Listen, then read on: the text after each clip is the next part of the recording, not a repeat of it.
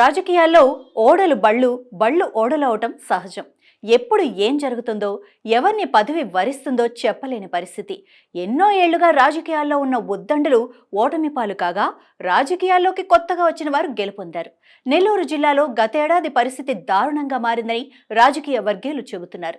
5 ఏళ్లు అధికారం చెలాయించిన హేమాహేమీలు ఓడిపోగా, కూటమి పార్టీలో ఉన్న కొత్త ముఖాలు గెలుపొందటం చర్చగా మారింది. ఉమ్మడి నెల్లూరు జిల్లా రాజకీయం విలక్షణంగా ఉంటుంది. ఎలాంటి రాజకీయ అనుభవం లేని పారిశ్రామికవేత్తలు, వ్యాపారస్తులు 2024 ఎన్నికలలో గెలుపొంది అసెంబ్లీలోకి అడుగుపెట్టారు. జిల్లా వ్యాప్తంగా 10 అసెంబ్లీ నియోజకవర్గాల్లో దాదాపు సగం మంది అంటే 50% రాజకీయాలకు కొత్త మొహాలేనట. గతంలో ఎంపీగా ఉన్న వేమిరెడ్డి ప్రభాకర్ రెడ్డి కూడా ప్రత్యక్ష రాజకీయాల్లో పోటీ చేసి గెలుపొందటం ఇదే ప్రథమం. గతంలో రాజకీయ దర్పాన్ని ప్రదర్శించిన కొందరు నేతలు నేడు పత్తా లేకుండా పోతే, కూటమి పార్టీల తరపున పోటీ చేసి ప్రచారాల్లో పాల్గొన్న కొత్త నేతలు అధికారాన్ని చేజిక్కించుకొని అసెంబ్లీలో అడుగుపెట్టారు. ఇలా 2024 కొందరు నేతలకు తీపిగాను, మరికొందరికి చేదుగాను మారిందన్న టాక్ నడుస్తోంది. 2024లో తెలుగుదేశం పార్టీతో భారతీయ జనతా పార్టీ, జనసేన పార్టీలు జతకట్టాయి. 3 పార్టీలు ఉమ్మడిగా పోటీ చేయటం ఆయా పార్టీ అభ్యర్థులకు కలిసి వచ్చింది. క్షేత్రస్థాయిలో పటిష్టంగా లేని జనసేన పార్టీ కూటమి తరపున భాగస్వామిగా ఉండటంతో మంచి గుర్తింపు దక్కించుకుంది. విశ్లేషకుల అంచనాలను తలకిందులు చేస్తూ కూటమి తరపున పోటీ చేసిన జనసేన మంచి మైలేజ్ ని అకౌంట్లో వేసుకుంది.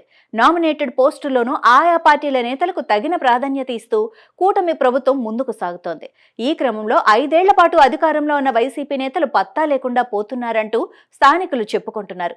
అనూహ్యంగా తెరపైకి వచ్చిన నేతలను ప్రజలు ఓట్లతో అందలమెక్కిస్తే, సుదీర్ఘ రాజకీయ చరిత్ర ఉన్న నేతలు ఓటమి చవిచూసి ఇళ్లకే పరిమితమయ్యేలా 2024 చేసిందనేది పొలిటికల్ వర్గాల టాక్. రాజకీయ సదస్సులను వేదికగా చేసుకుని నెల్లూరు యాసతో మీసం మెలేసి తొడలు కొట్టిన మాజీ మంత్రి అనిల్ కుమార్ యాదవ్ ఘోర ఓటమి తర్వాత పక్క రాష్ట్రానికి వెళ్లిపోయారంటూ కూటమి నేతలు ఆరోపిస్తున్నారు. ప్రతిపక్షాల విమర్శలకు ధీటుగా బదిలిచ్చిన కాకాణి గోవర్ధన్ రెడ్డితో పాటు కావలి ఎమ్మెల్యే రామిరెడ్డి ప్రతాప్ రెడ్డి, కోవూరు ఎమ్మెల్యే నల్లపురెడ్డి ప్రసన్న కుమార్ రెడ్డి చూద్దామన్నా కనిపించడం లేదని రాజకీయ వర్గాల్లో చర్చ జరుగుతోంది. వైసీపీ అధినేత జగన్ తర్వాత ఆ పార్టీలో 2వ స్థానంలో ఉన్న విజయసాయిరెడ్డికి కూడా పరాభవం తప్పలేదు. ఎంపీగా పోటీ చేసిన ఆయన ఘోర పరాజయంతో జిల్లాను విడిచిపెట్టి వెళ్లాల్సిన పరిస్థితి. ఇలా 2024 అధికారంలో ఉన్న వైసీపీ నేతల తలరాతలు మార్చిందనే ప్రచారం సాగుతోంది. కూటమి అభ్యర్థుల విషయంలో మాత్రం ఊహించని దానికంటే మెరుగైన రిజల్ట్ వచ్చాయి. టీడీపీ, బీజేపీ, జనసేన నేతల విషయానికొస్తే అసలు రాజకీయాలకు కొత్త వారితో పాటు ఇప్పటి వరకు ఎన్నికల్లో పోటీ చేయని వారు గెలుపు సాధించడం హాట్ టాపిక్ గా మారింది. ఉదయగిరి ఎమ్మెల్యే కాకర్ల సురేష్, కావలి ఎమ్మెల్యే కావ్య కృష్ణారెడ్డి, కొవ్వూరు ఎమ్మెల్యే వేమిరెడ్డి ప్రశాంత్ రెడ్డి పూర్తిగా బిజినెస్ బ్యాక్గ్రౌండ్ కలిగిన నేతలు కాగా, సూళ్లూరుపేట ఎమ్మెల్యే నెలవల విజయశ్రీ ఎమ్మెల్సీ నుంచి మంత్రిగా పనిచేసిన అనుభవం ఉన్న ప్రస్తుత మంత్రి పొంగూరు నారాయణ తొలిసారిగా ఎన్నికల్లో పోటీ చేసి గెలుపొందారు. తొలిసారిగా ప్రత్యక్ష రాజకీయాల్లో పాల్గొన్నారు. ఉమ్మడి నెల్లూరు జిల్లాలో 10 అసెంబ్లీ స్థానాల్లో 5గురు తొలిసారిగా రాజకీయాల్లో పోటీ చేసిన కొత్త మొహాలే. ఇలా మారిన రాజకీయ పరిణామాల నేపథ్యంలో బీజేపీ, జనసేన, తెలుగుదేశం పార్టీలకు 2024 బాగా కలిసి వచ్చిందనేది పొలిటికల్ వర్గాల టాక్. కూటమి ప్రభుత్వం అధికారంలోకి రాగానే తొలి కేబినెట్ లో జిల్లాకు చెందిన ఆత్మకూరు ఎమ్మెల్యే ఆనం రామనారాయణ రెడ్డికి దేవాదాయ శాఖ మంత్రిగాను, పొంగూరు నారాయణకు మున్సిపల్ శాఖ మంత్రిగాను పదవులు దక్కాయి.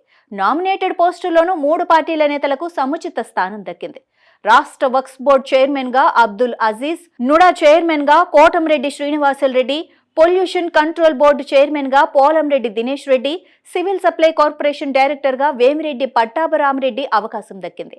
Aqua culture development board chairman గా ఆనం వెంకటరమణారెడ్డి, టిట్కో చైర్మన్ గా జనసేన నేత Vemulapati Ajay Kumar, RTC zonal chairman గా బీజేపీ నేత సన్నపరెడ్డి సురేష్ రెడ్డికి అవకాశం దక్కింది.